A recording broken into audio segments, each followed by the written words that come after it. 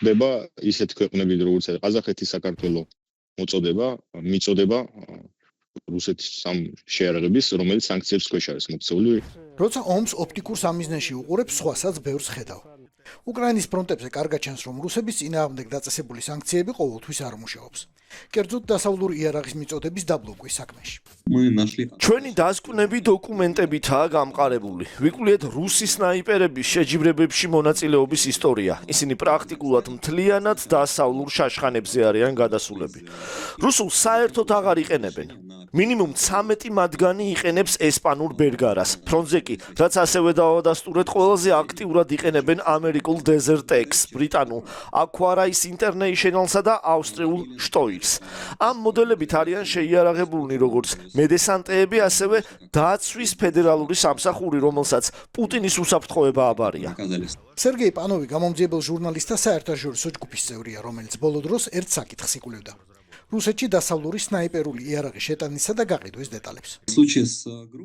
ადეკვატური საბაჟო სტატისტიკის არარსებობის გამო საქართველოს ზუსტ როლზე პირდაპირ დასკვნებს ვერ გავაკეთებთ.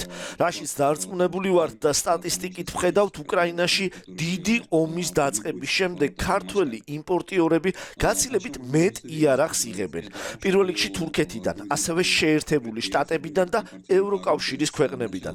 ჩემი აზრით ეს რაოდენობა ქართული ბაზრის მოთხოვნას დიდად აღემატება. იგივე ვითარება ყირგიზეთში და შეგვიძლია მაგალითად გამოვიყენოთ. 2022-2023 წლებში გაიყიდა 16,000-ზე მეტი შაშხანა. ამ დროს კი სულ რეგისტრირებულია 20,000 მონადირე იარაღის შენახვის ნებართვით. გამოდის, რომ ღარიბ ქვეყანაში 5-დან 4 მონადირემ ერთად გადაწყვიტა ახალი იარაღის ყიდვა. ასე არ ხდება. ომის დაწყების დღიდან საქართველოში რამდენჯერმე გაიზარდა თურქული იარაღის იმპორტი და რუსეთში ძალიან ბევრი კომპანია სწორედ თურქულ შეიარაღებას ყიდის. საქართველოში შემოსული და გასული საბრძოლო იარაღის აღრიცხვა მართლა რთული საქმეა.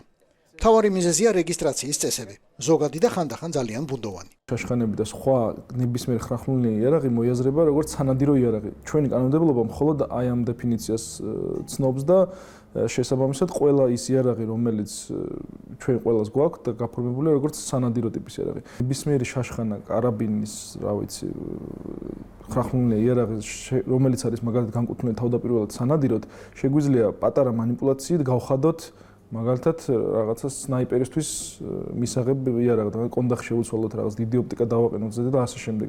იარაღის რეექსპორტი საქართველოში არ ხდება. ეს თავიდანვე გამოირიცხა.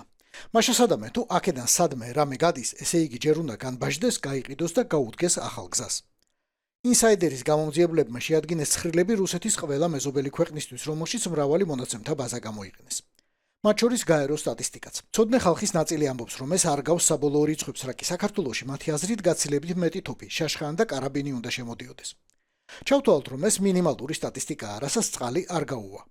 მაშინ თვალში მოგხვდება საგრძნობის ზრდა 2019-დან 2022 წლამდე.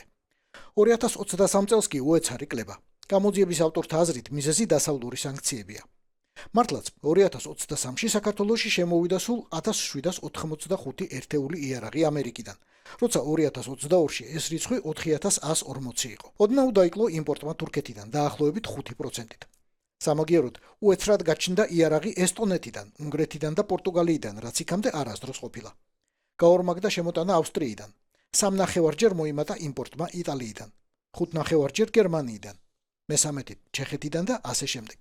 ზოგადად ამერიკული და ევროპული ქვეყნებისთვის მნიშვნელოვანია ვინ არის საბოლოო მომხმარებელი ამ იარაღის, ეგრეთ წოდებული end user-ი რა და როდესაც ამ განაცხადს იქავსებ, იქ ყოველთვის წერე რომ ვინ არის საბოლოო მომხმარებელი, ვის, ანუ ცუდი ტიპის ხელში რა არ აღმოჩნდეს მოკლედ ეს იარაღი. რამდენად აზღვევს ეგ ამბავი მაგას არ ვიცი, მაგრამ ნუ ყოველ შემთხვევაში ისინი ითხოვენ და შენ დოკუმენტზე აწერ ხელს და პასუხისმგებელიც ხარ რაღაც მომენტში. დღეისათვის ცნობილი მონაცემებით ვიგებთ მხოლოდ იმ კომპანიების სახელებს, რომელთაც იარაღი თურქეთიდან შემოაქვთ. ყველა დანარჩენი ქვეყნის საბაჟო ქართულ იმპორტიორებს წარმატებით მალავს.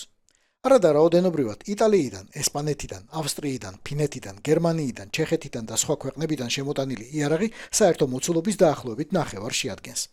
ფასით კი 3-ჯერ, 5-ჯერ, ხანდახან 25-ჯერაც აღემატება. რა თქმა უნდა, ჟობს ხარისხითა და სანდოობითაც. სწორედ ამ სტრიქონებში უნდა იმალებოდეს ის შაშხანები, რომლებიც სნაიპინგის მოთხოვნებს აკმაყოფილებს და თუ საქართველოსდან რუსეთში რამე გადის, აქავე უნდა იყოს დაშიფრული ზოგადი საბაჟო კოდით, სასპორტო, სანადირო ან მიზანში სასრული თოფი 1 ან მეტი ლულით. ბევრი თურქული კომპანია კავშირშია ევროპულთან, იყენებს მათ დანადგარებსა და ტექნოლოგიებს. ამ ევროპელებს არ აწყობთ პირდაპირ გაყიდონ იარაღი რუსეთში. დასავლელი პარტნიორობისთვის ეს შეიძლება მიუღებელიც იყოს. მაგალითად, ჩესკას ბროვკას აქვს კომერციული ურთიერთობა ერთ თურქულ მწარმოებელთან, მაგრამ ოფიციალურად უარყოფს, რომ რაიმე იარაღს გზავნის ის რუსეთში. საქართველოს მსგავსად მეზობელი სომხეთიც არასრულ მონაცემებს აქვეყნებს. ცოდნე ხალხი ამტკიცებს, რომ იარაღის მოყვარული სომხები პირად იარაღს ძალიან ხშირად საქართველოში ყიდულობენ, რადგან აქ არჩევანი მეტია. ოღონდ რუსულ ფრონტს მათი ან სხვისი ნაყიდი 1 ან 2 შაშხანა ვერ გააწყობს. იქ მოთხოვნა გაცილებით მასშტაბურია. სქემა მრავალნაირი შეიძლება იყოს. აღმოვაჩინეთ ერთი სომხური კომპანია, რომელიც ევროპაში იარაღს ყიდულობდა და იმავე დასახელების იარაღს შემდეგ რუსეთში ყიდდა.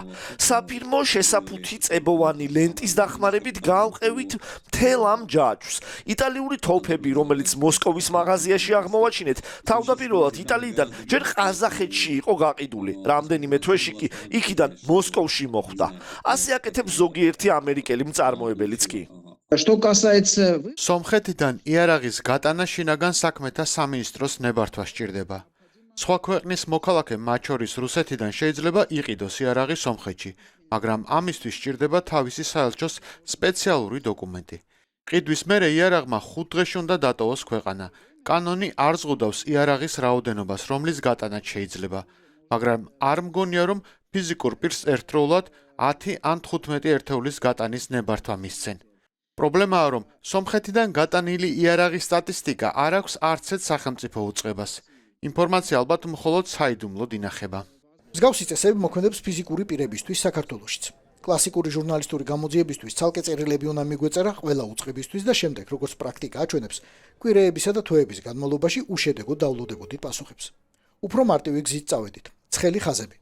ჰიპოთეტიური შემთხვევა, რუსეთის მოქალაქე სურს იარაღის ყიდვა და ქვეყნიდან გატანა.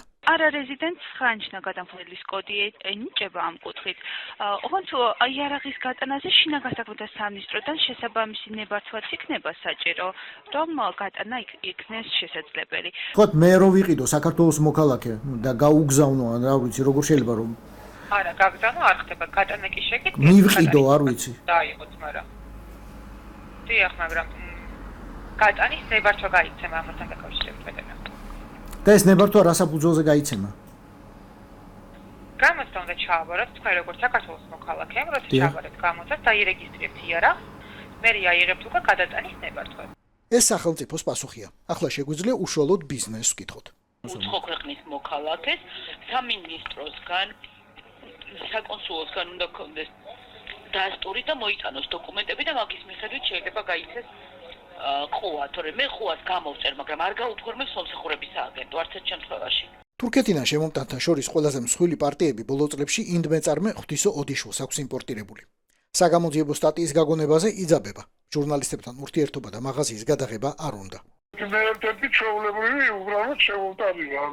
აი ეს რაც ჩვენ მოგვაწოდეს 65 შაშხანა, მე 100 შაშხანა და მე 175. ცალცალკე. ხო და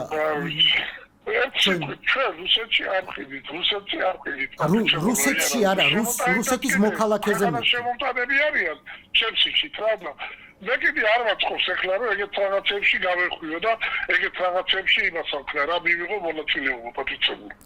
ბატონო ღვთისო, რუსეთის მოქალაქეზე თუ ყიდით მეთქი ამას ვამბობ. არ ყიდით პატიცებული, არ ყიდით. თუ ბაზარზე რაღაც ღირს სიტყვაზე $100 რუსები შემოდიან და იხდიან 300 რო იყიდონ ეს. შესაბამისად ხდება ანალოგიური, მაგალითად სნაიპერული შაშხანა, რომელიც საბაზრო ღირებულებაც $5,000-დან იწყება, რუსეთში ეზღვის $17-დან $20,000-მდე. შესაბამისად ეს განაპირობებს, პული განაპირობებს იმას, რომ საქართველო და ეს ქვეყნები ჩართული არიან რუსეთისთვის ამ ომში. სანქციებმა, რომ რუსი მომხმარებლისთვის იარაღი წარმოუდგენლად გააძვირა, ინსაიდერის გამოძიებას ადასტურებს. ხრისტო გროზევის ჯგუფს მოაქვს ერთ-ერთი დილერის მაგალითი, რომელიც მოსკოვში ჩატანილი პრუფრიზერჩი შაშხანაში $17,000 ითხოვს მაშინ, როდესაც შეერთებულ შტატებში იგივე იარაღი $2,900-დან $3,200-მდე ღირს. 6-ჯერადი განსხვავება, რა თქმა უნდა, მხოლოდ მოგება არ არის. აქაა ყველა ხარჯი, რომელიც სხვა ქვეყნების საზღვრებისა და საგადასახადო სისტემების გავლას სჭირდება. ძალაუნებურად დაფიქრდები კაცი. თუ ვერსიებზე ვსაუბრობთ, აუცილებლად განსახილველია ალბათობა, რომ საქართველოდან რუსეთში იარაღი შეტანის სქემას შეიძლება მართავდეს მიხეილ ხობუტია, კრემლის ჯიბის ბიზნესმენი, ვისაც ხრისტო გროზევის ჯგუფი ამ საქმის ერთ უმსხვილეს ბარონად ასახელებს. პირდაპირ არ მტკიცდება, რომ საქართველოდან რუსეთში იარაღი მიხეილ ხუბუტიასაც შეაქვს, მაგრამ მისი რამდენიმე კომპანია დღესაც დაადასტურებულად იღებს და ყიდის უცხოურ იარაღს. მისი ბიზნესი რუსეთში ყვავის და ომის დაწყების შემდეგ კიდევ უფრო წინ და წინ მიდის. დასავლურ იარაღს დღესაც რომ ღიად ყიდულობს და ყიდის ხუბუტიას კომპანია ორიოლის წარმომადგენელი ადასტურებს. ვიდეო გადაღებულია 2 თვის წინ. რუსეთის იარაღის მთავარ გამოფენაზე, რომელსაც ასევე ხუბუტია აწყობდა. ჩვენ ძველებურად შემოგვაქვს კარგი უცხოური იარაღი. ყველაფრის მიუხედავად მოთხოვნა მაღალია. არიან უცხოური ბრენდების დამფასებლები. პირველ რიგში ბერეტასი, ბენელის, რაც ყველა დროის იარაღის კლასიკად რჩება. ამიტომ ვაგრძელებთ ამ საქმეს. დღეისათვის რუსეთის ეკონომიკის მესამედი სამხედრო შეკვეთებით იკვებება, მაგრამ თანამედროვე იარაღი დიდად მაინც ვერ ამაყობენ. სნაიპერული შეიარაღება მრავალი ათეული წელია SVD-ს იმედად რჩება. ახალი მოდელები შეიძლება ცოტა სჯობს, მაგრამ მასობრივ წარმოებამდე ვერ აღწევს. იგივე ეხება საბრძოლო მასალას. ინტერნეტი სავსეა სახალისო ვიდეოებით, სადაც მოყვარულები სხვადასხვა რუსული ქარხნის პროდუქციას ზომავენ. ერთი და იმავე კალიბრის ტყვიები ხშირად მილიმეტრითაც კი განსხვავდებიან ერთმანეთისგან. სნაიპერული საბრძოლო მასალა, სნაიპერული იარაღის საბრძოლო მასალაც, რა თქმა უნდა, უცხოურია, ხო, უმაღლესი სტანდარტის უნდა იყოს, ხო, ამიტომ თვითონ კრიდმორის, ანუ კალიბრისთვის, ასე ვთქვათ, თვითონ საერთოდ არ აწარმოებენ. აქვთ ყველაფერი იმპორტი. შესაბამისად, იარაღთან ერთად საბრძოლო მასალაც მიეწოდება. ინსაიდერის ჯგუფი ალბათ მალე გააგრძელებს რუსეთში იარაღისა და სხვა სამხედრო აღჭურვილობის უკანონო შეტანის გზების გამოძიებას. ხვალ შეიძლება მოულოდნელი გზა და კუდი გამოჩნდეს იქ, სადაც დღეს თითქოს არაფერი ჩანს. მთავარი მინიშნება გაკეთებულია. ძალაუფლებისა და სახელმწიფოს მიმტაცებელ ოლიგარქ ივანაშვილს შეერთებულმა შტატებმა სანქციები რუსული საქმის კეთებისთვისა და ტერორისტ რუსულ სახელმწიფოსთან კავშირისთვის აარტყა.